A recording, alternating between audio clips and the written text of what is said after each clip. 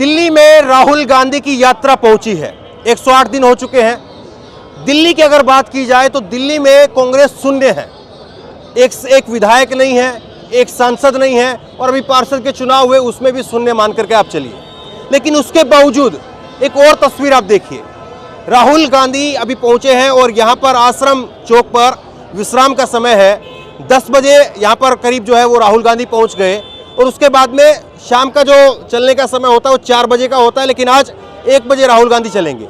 एक तस्वीर मैं आपको जो दिखाना चाहता हूँ, दिल्ली में राजनीतिक रूप से कांग्रेस शून्य है, विधायक नहीं, सांसद नहीं, लेकिन उसके बावजूद 3 घंटा अभी राहुल गांधी को कम से कम बाकी है।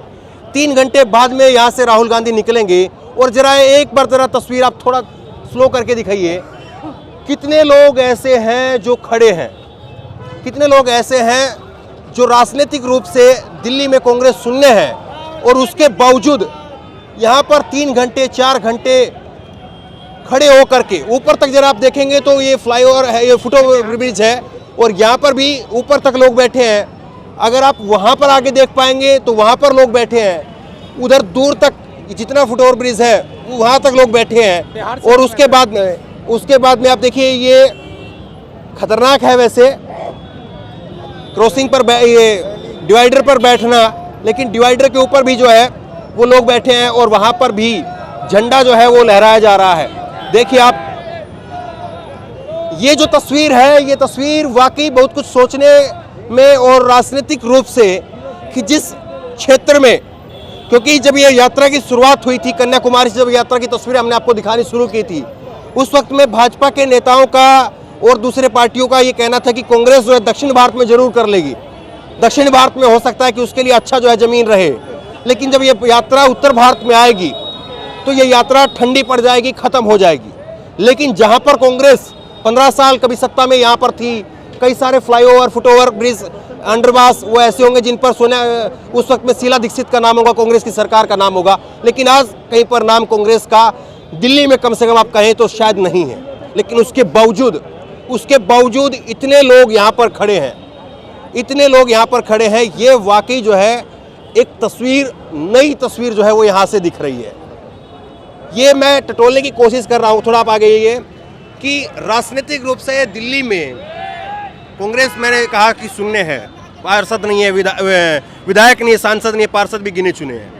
तो फिर उसके बावजूद भी इतनी सारे लोग, इतने सारी जनता कैसे? ये राहुल जी के लिए पब्लिक का प्यार है, युवा है, ईमानदार है, मेहनती है। बीजेपी ने क्या किया, झूठ बोल के सत्ता प्राप्त की है। कब तक चलेगा ये? लंबा टाइम नहीं है। अभी आप देख रहे हो कितनी पब्लिक है, ये जो कन्याकुमारी से और राजस्थान होते हुए यहाँ पर पहुँची है। आपने हरियाणा में देखा कितना ज़बरदस्त समर्थन मिला है, दिल्ली में भी ऐसे ही मिलेगा। तो ये कोई वो नहीं है बीजेपी को उखाड़ फेंकने की, लोगों के अपने मन की तमन्ना है। अभी लोगों से बात हुई, उन्होंने कहा एक आदमी उधर होता है 100 इधर होते हैं। उसके बाद भी बीजेपी सत्ता में आती है, तो इसका मुख्य कारण क्या है? इसका मुख्य कारण है बेईमान, बेईमाने से वोट ले रहा, झूठ बोल रहा। वो जो माता जी खड़ी है, वो क्यों खड़ी है? वो खड़ी है, वो इसी राहुल जी के इंतजार में खड़ी है। उन्होंने पता है राहुल जी के टाइम में क्या था और अब क्या है, हमारे पास खाने के लिए कब क्या था, अब क्या है। हाँ। अच्छा, ये आप क्यों खड़ी है यहाँ पे? मैं हाँ, देखने को आई हूँ। क्या देखने? राहुल जी को। ये भैया आशीर्वाद है, जो आशीर्वाद ही है। आप मोहब्बत का हुजूम देखने आए हैं। हाँ जी। परिवार की मोहब्बत को जानते हैं? परिवार कैसे मोहब्बत करता है? गांधी परिवार की पहचान है मोहब्बत करना। ऐसा समय देखो भाई, बुजुर्गों को भी सड़कों में उतरना पड़ रहा है, और बुजुर्गों का आशीर्वाद मिलना इस बात का संकेत है कि राजीव गांधी अगले प्रधानमंत्री बनने वाले हैं। भैया इसमें क्या है? इसमें भी दवाई है, रोटी है।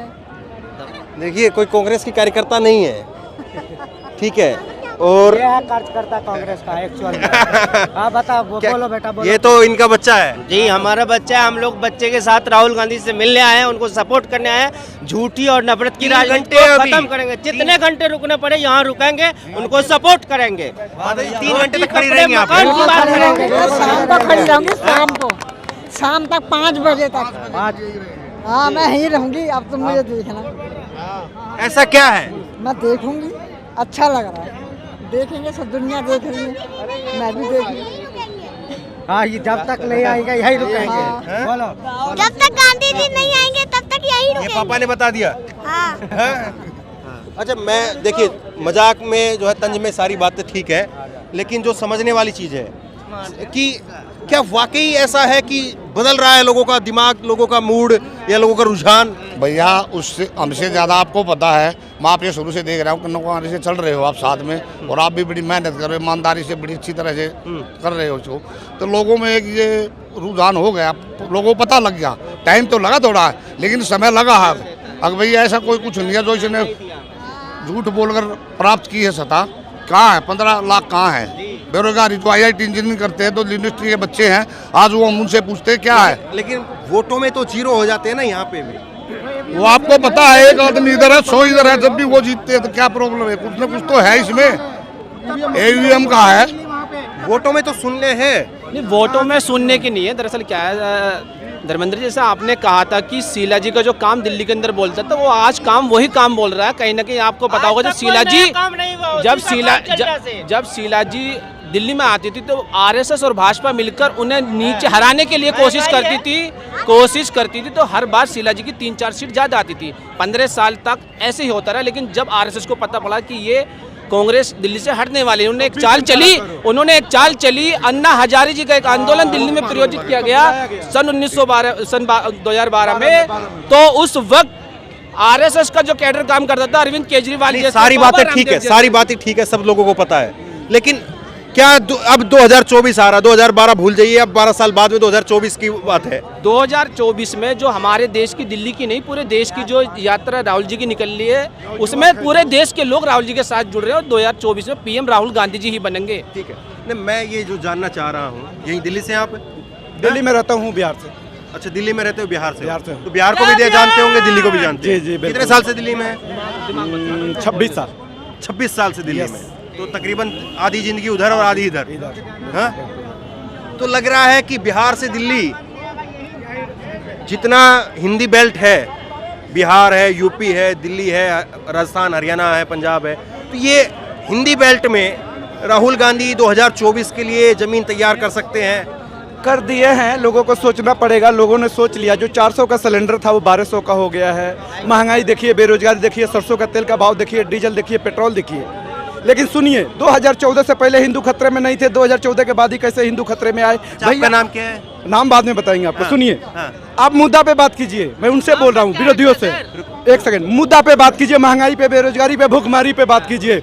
अरे भैया, 2 लड़कियां हैं, विधवा औरत है, क्या है वो, न्यूज पे आती हैं 8 बजे से 9 बजे तक। नहीं, ऐसा नहीं। पाकिस्तान में भूखे मर रहे हैं, इंडिया के लोग काजू के चावल खा रहा है। चाइना में कोविड हो गया। अरे भैया, सूत उठ के अपना लोग को दिखाओ ना, कितना लोग मर रहे हैं। इलेक्शन था MCD के, तो 36 टुकड़े हो गया, 36 टुकड़ा हो गया। इलेक्शन खत्म हो, टुकड़ा की कहानी खत्म हो गया। भैया, जिसने गलती किया उसको सजा दो, किसी भी पार्टी का हो। मैं कहता हूँ, मैं चोरी करूंगा तो मेरे को मजे लोगे, ऐसे करोगे। आपने चोरी किया, क्या मुझे जेल में डालोगे? तो ये सब नहीं हुआ। देखिए, किसी का भी 10 साल चलता है, इनको हम लोगों ने मौका दिया, अच्छी बात है। जो करना कर सके कर लिया, बूढ़े हो गए, हाथ जोड़ रहे हो खुद ही अब कि ये एक मौका अब हमारा खत्म हो गया है, तो 1.5-2 साल जो ऐसा करना है कर लेने दो। जरा वो क्या बोलते, फेशियल कराने दो, सूट वोट बदलने दो। राहुल गांधी का परदादा प्रधानमंत्री, दादी प्रधानमंत्री, बाप प्रधानमंत्री, वो आदमी पैदल चल रहा है। लेकिन अब भीख मांगा का बेटा एक बताने में कि मैं गरीब का बेटा हूँ, 500 करोड़ खर्चा करता है एक रैली में, वो बताने के लिए कि मैं गरीब का ठीक है, बेटा। सारी बातें ठीक है आपकी।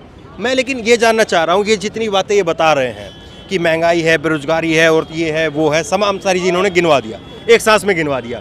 लेकिन टीवी पे और व्हाट्सएप पे तो ये सेट है ना कि अगर उनको बेरोजगारी है, महंगाई है, फला चीज़ है, तो होती रहे। अब्दुल चचा की चूड़ी तो टाइट है ना, बस टीवी पे तो ये चीज सेट कर रखी है। हाँ, एक मिनट रुको। नफरत की दुनिया में जो ये जो उन्होंने मोहब्बत की जो नफरत के बाजार में मोहब्बत की दुकान जो खोली है, अब देखिए कितने लोग मोहब्बत में आए हैं। ये नफरत का जो बाजार गर्म हो रहा है, उसी को तो खत्म करना है। राहुल जी का मकसद ही ये है कि नफरत के बाजार को खत्म करिए, मोहब्बत की दुकान खोलिए। ये जो बता रहे हैं, आपने बोला ना कि इनकी चूड़ी टाइट है, हाँ। वो चूड़ी टाइट करने वाली जो मानसिकता है वही तो खत्म करनी है। ये तो मोहब्बत का बाजार खोलना है, मोहब्बत के बाजार में, नफरत के बाजार में मोहब्बत की दुकान खोलनी है। आप गांव देहात की बात हम अगर करें तो गांव देहात तक अभी चीजें पहुंचा दी गई हैं कि महंगाई बेरोजगारी है तो है, क्या दिक्कत है, अब्दुल चचा की टूटी टाइट है कि नहीं है, बस वो देखो और भूल जाओ। ऐसा है, राहुल जी एक बात कह रहे हैं, तुम डरो मत। हाँ। आप मीडिया को भी कह रहे हैं, हाँ। आप डरो मत, लेकिन क्या करें, आपके हाथ बंधे हुए हैं। क्योंकि जो भी है सोशल मीडिया न्यूज़ ही दिखाता है देश में क्या चल रहा क्या नहीं चल रहा, लेकिन सब खरीद के अपने पास रख लिया। तो उसे सोशल मीडिया नहीं छोड़ा, 4 शब्द में कानून व्यवस्था सब खत्म कर दिया। छोड़ा क्या है देश में? कुछ भी नहीं छोड़ा। और ये सारा खेल जो हो रहा है, आपने जो बताया व्हाट्सएप की बात, व्हाट्सएप और फेसबुक यूनिवर्सिटी है।